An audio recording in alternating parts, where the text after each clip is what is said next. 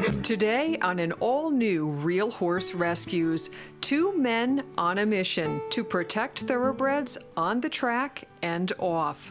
Congressman Paul Tonko, one-on-one, shares the intent behind the Horseracing Integrity Act of 2015, a bipartisan bill he introduced with Congressman Barr. You have all perspectives looking in, and people who are really in best interest of the horse are all communicating now.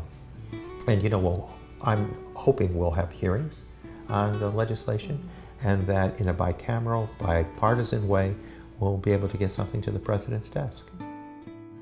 And later, a candid conversation with Uber author of 25 books, award-winning and celebrated turf writer Bill Heller. All you have to do is pay attention to what's going on. And Gaspar Machero was the leading trainer in New York for several years running, and he completely quit. And I had done a story on him, and of course I asked him why, and he said, because he can't compete with the chemists. He can't compete with the people who are using these drugs. So that's that, the leading trainer in New York walks away from the game because he can't compete with the people who are cheating. Stay with us. Real Horse Rescues will be right back.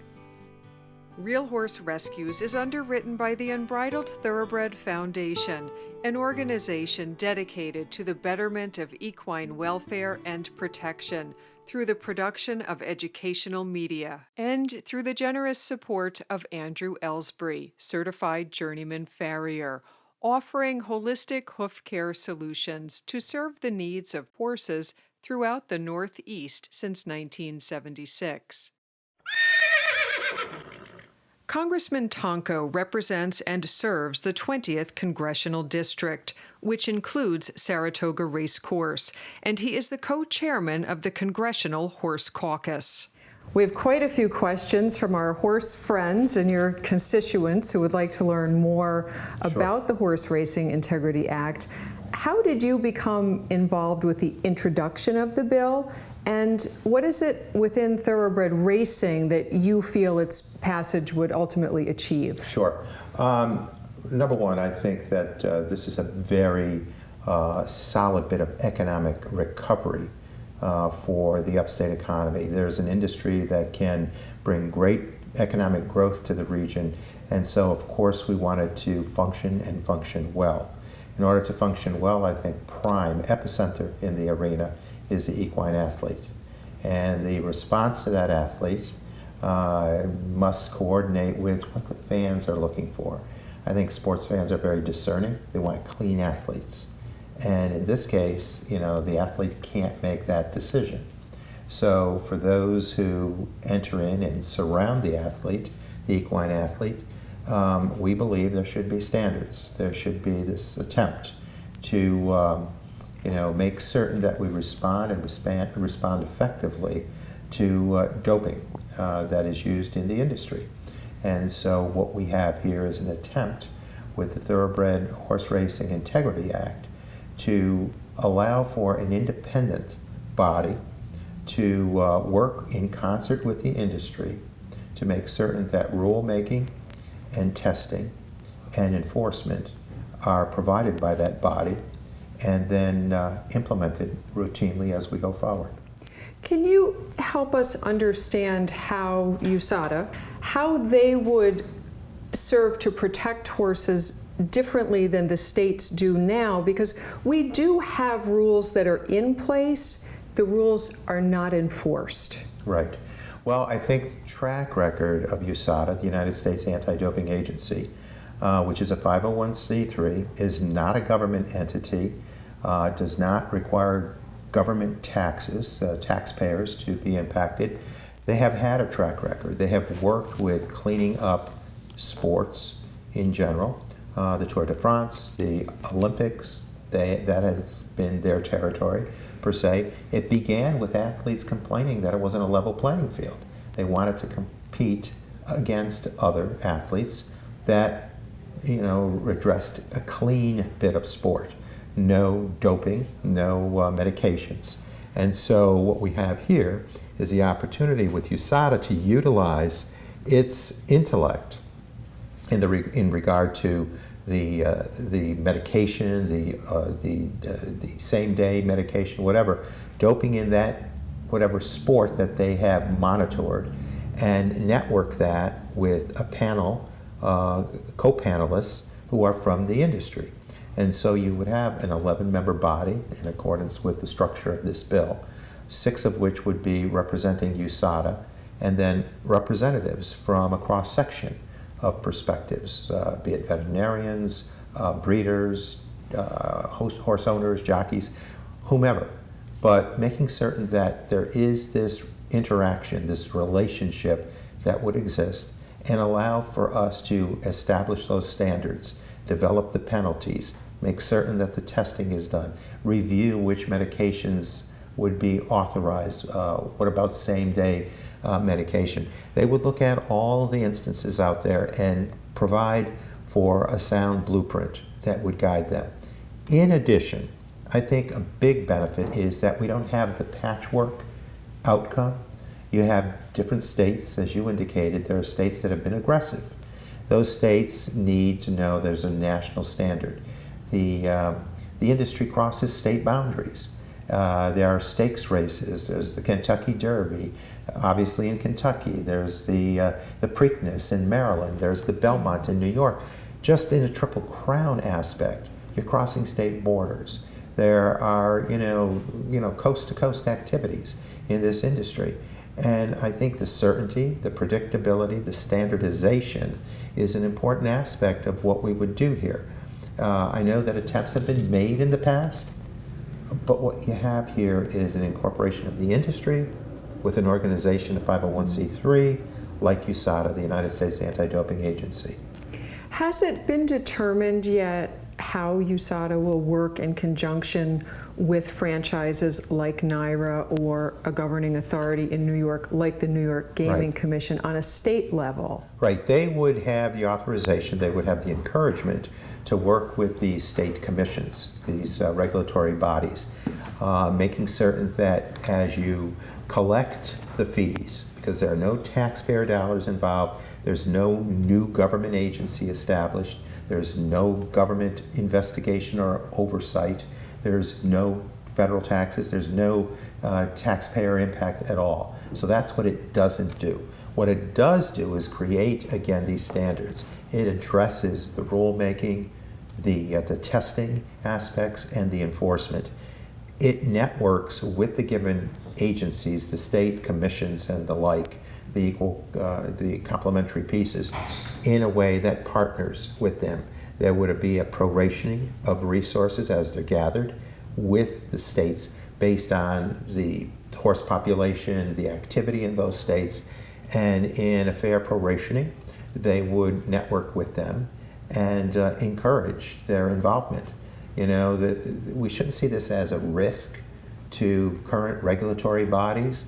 I think we need to focus first and foremost, as I've said earlier, on the equine athlete, and understand that if we keep that athlete sound, if that athlete is responded to with respect, it is the cornerstone of strengthening the industry.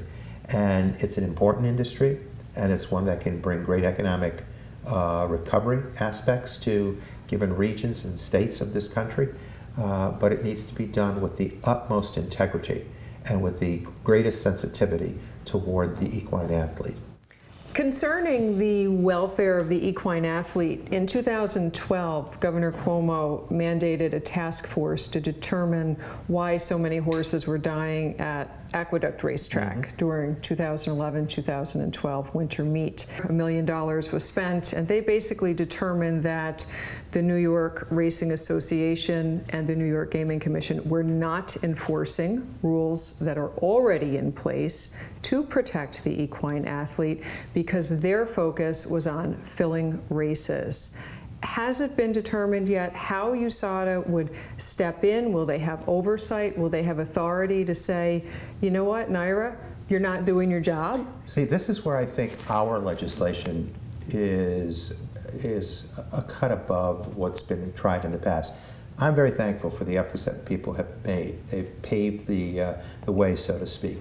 But what this does is take the track record of USADA, the influence that they have had on sports, the overall mission, which is the integrity of the athlete, the fairness of competition, the undoing of drug impact, that coupled on the commission board, on this authority board with agency reps, means that you're working in tandem with the industry, but that USADA will have that flexibility to exert its influence and its enforcement.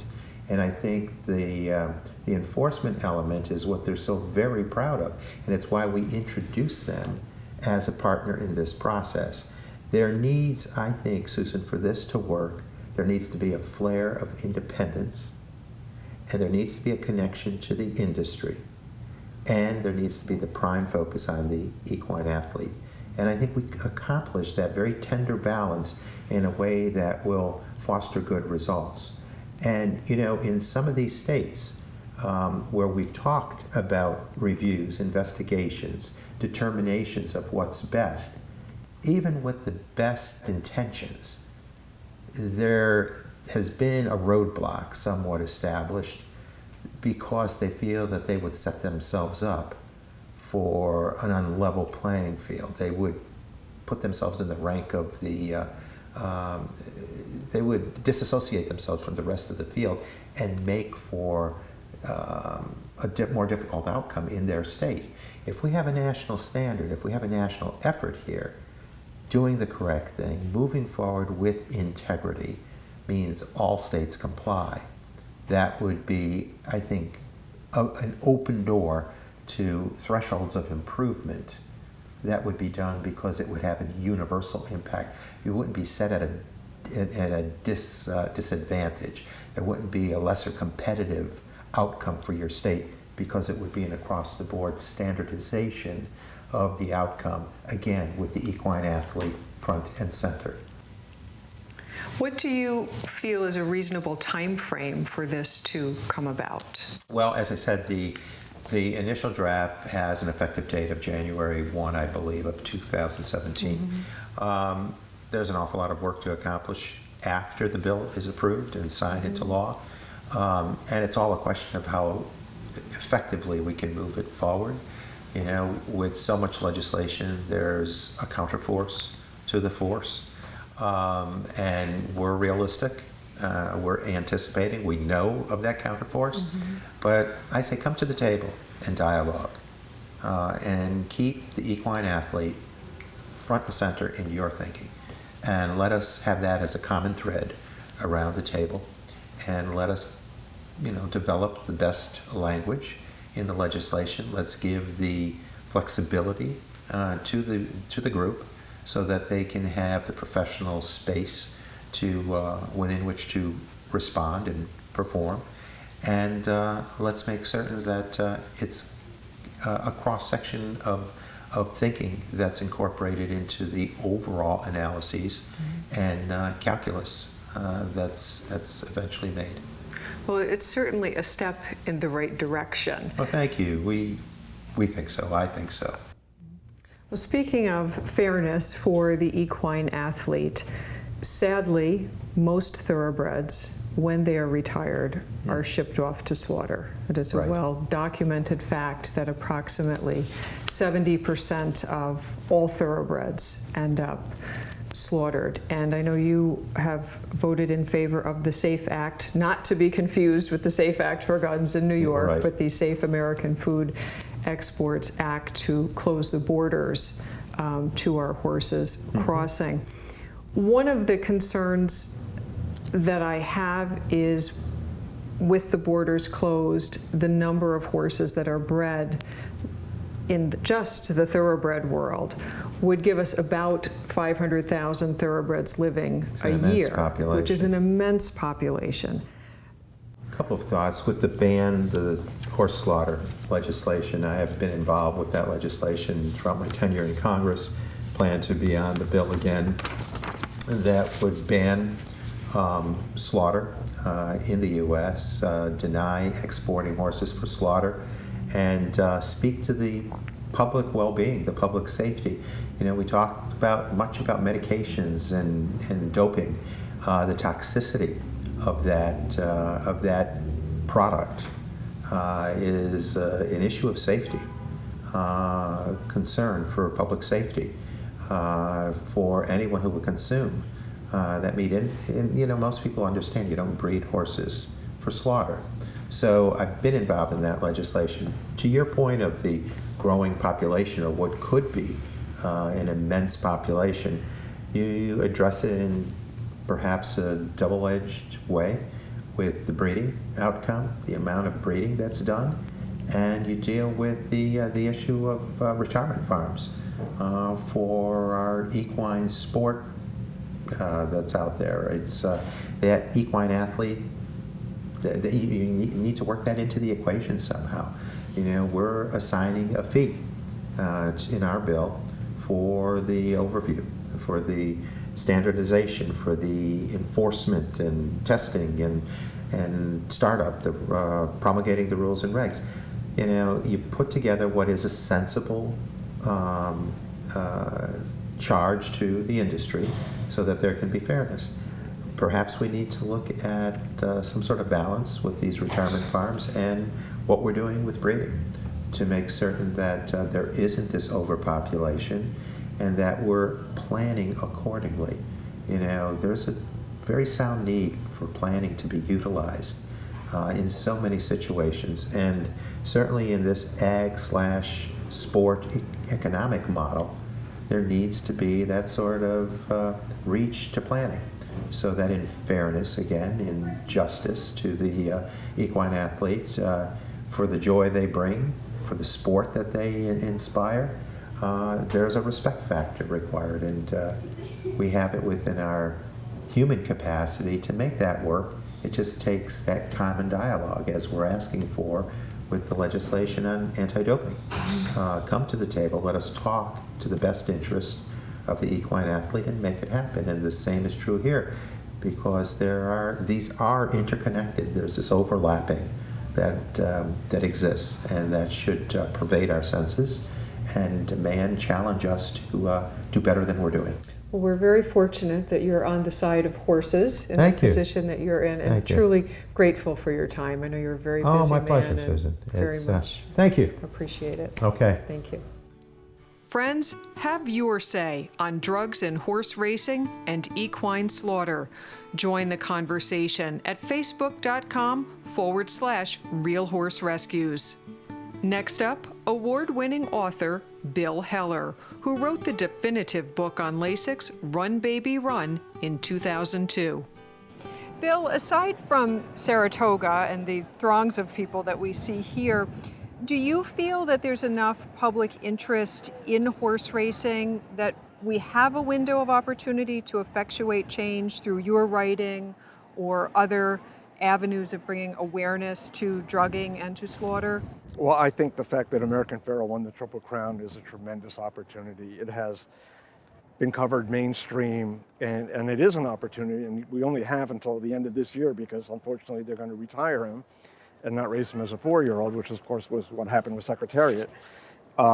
Just him winning the Triple Crown, it has generated so much mainstream interest that horse racing, as long as he's racing, has a big opportunity here to get people to look at some of these other issues, because now they're paying attention, they're watching, and I think the general public, most of them don't even have an idea that there had been horse slaughtering at all in the United States. So awareness is the first step. But in our country, where the horses played such an important role in the history of our society and everything else, it's unthinkable that anybody who makes a living connected to horses hasn't jumped on the bandwagon a long time ago. Horses in Hong Kong, there's an aftercare program guaranteed for every one of those horses. And what we're doing in this country is hurting the sport in such a bad way, and it's very frustrating. But the only thing I can do as a writer is bring out that subject. So I did a book on Lasix, Run Baby Run, that sold about 5 copies. And I went through all the studies. I read every single study at that point that had been done. And I'm not a great writer, but compared to that, my God, those things are hard to read because they're written by veterinarians. And when they came out and talked about Lasix and whatever, said that, anybody who says it doesn't improve performance is just an absolute moron, because in thoroughbred racing, if a horse can carry 5 pounds less by using an apprentice rider, if he's had even the tiniest bit of ability, everybody is using that apprentice to get 5 pounds off. So how does a horse losing 20 pounds of liquid not improve their performance? I mean, it's ludicrous. And the thing that it just amazes me that people don't make the connection, because in the mid-'70s, when Lasix and Butte were introduced on the backstretch, every year since then, the Jockey Club has documented the number of starts are down, the number of starters are down. You know, a blind man would know that, you know, horses can no longer run great distances. And when I did that book, and I talked to a friend of mine, Lauren Stitch, who was the pedigree writer for the Daily Racing Form, she said she believes very strongly that it's infiltrating the breed. And it is. I mean, you don't have to be a genius. I went through this, you know, we're not talking rocket science. You want to do research, go buy the Racing Form for a week and 2 weeks and whatever. And I knew that it was bad, but when I found out that 95 to 97% of all thoroughbreds use Lasix, is ludicrous. And in harness racing, I've covered both in my career, I go back and forth. In harness racing, it was maybe 50% or 45%. And it's just, so you do what you can. I mean, you write columns when you're allowed to write columns, and you do a book, and you know, if it's controversial, it's controversial, but you know, I take my craft extremely seriously, and I want to get things right, and I research the books. And you know, I interviewed for the Lasix book, I interviewed Andre Fabre, the great trainer from France. Now, he told me he was a jockey originally, and he took Lasix to lose weight. And he said it worked, but he was a complete wreck afterwards. So he rarely uses it. And I can't understand why people in American associations, organizations in America look at every other racing jurisdiction in the entire world does not allow race day medication.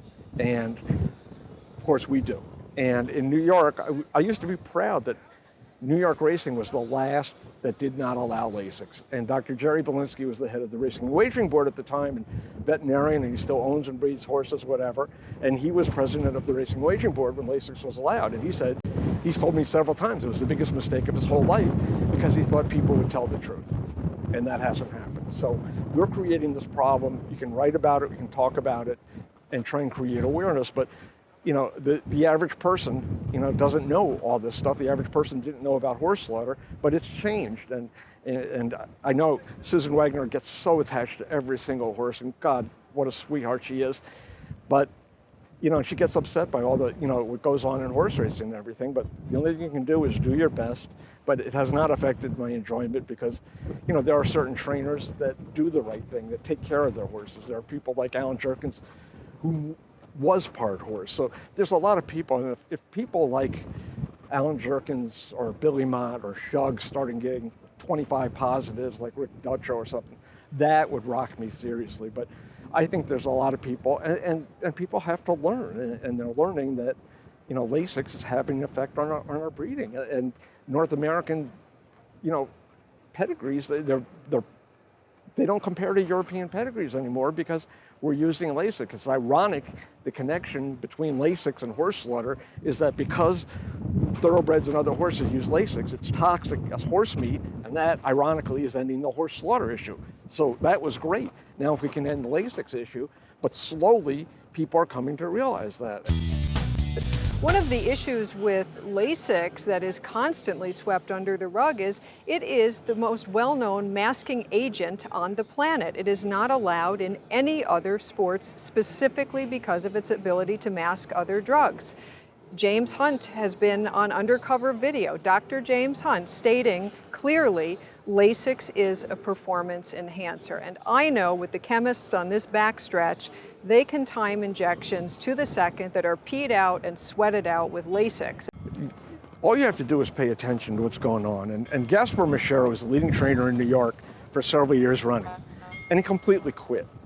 And I had done a story on him, and of course I asked him why, and he said, because he can't compete with the chemists. He can't compete with the people who are using these drugs. So that's, you know, the leading trainer in New York walks away from the game because he can't compete with the people who are cheating. So the only thing we can do is talk about it, write about it, and hope people pay attention. But, you know, it just astounds me that somebody like even Rick Violet could come out and say, you know, that Lasix doesn't improve performance and everything. I said, God almighty. I mean, when I wrote that book, which was a long time ago, 2002, and I read all those studies, I think I had at least access to as much knowledge as anybody, and I'm not saying that I'm a great researcher, but at the time when I wrote that book, I knew quite a bit about Lasix. And, it's not difficult. I think after reading all those studies that you can't even actually say whether or not it affects breathing, which is scary. And when we first started talking about eliminating Lasix, they said, well, you have these horses that bleed through their nose. And so with horses that bleed through their nose comes out to about 0.5% of all horses. So what they're talking about, obviously, Lasix, when a horse is bleeding through their nose, helps. I mean, that's not what we're saying. What we're saying is allowing Lasix on race day. That's where we start. Not allowing Lasix on 2-year-olds. That's where we start. And so gradually now, the Breeders' Cup, ruled Lasix out for 2-year-olds and whatever. So it seems like we're making a little progress inch by inch. But again, is it good for the horse? No. Does it mask? Of course it masks. Of course it does. You're flushing out 20 pounds of liquid. How could it not? I went back and researched the drug. It was devised for humans, and humans used it. And it's a diuretic. It flushes out your system. So of course it masks other drugs. Of course it does. Friends, to learn more about Lasix, why it is banned in all other sport, and its devastating effect on the equine athlete, pick up a copy of Run Baby Run for yourself. Go to your local bookseller or order online at Amazon.com. Well, that's a wrap for this episode of Real Horse Rescues. I'm Susan Kane, and I'll see you next week with an all-new show featuring Lisa Malloy of Rerun Thoroughbred Adoption. Hi, I'm Lisa Malloy, and I run Lisa Malloy Training Stables here in Suffolk, Virginia. I take horses for 3 different registered charities: Aikendale Thoroughbred Rescue, Turning for Home, and Rerun.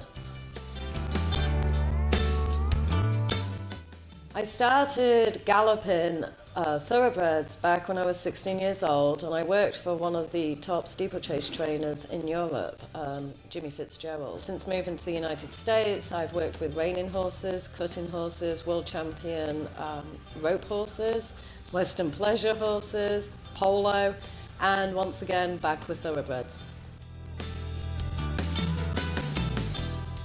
My favourite part of this industry is taking a horse that's, for want of a better word, been discarded, and turning it around and placing it in a really, really good home with someone that prizes it just as highly as they would prize Frankel if he was in their still. We take these horses and we retrain them for second careers. We always have a vast array of horses available for adoption, and they range from 2-year-olds with no injuries to war horses to horses that have had surgery and come back from rehab. And we have something for everybody, from upper level competition to someone just wanting a family horse or a trail horse.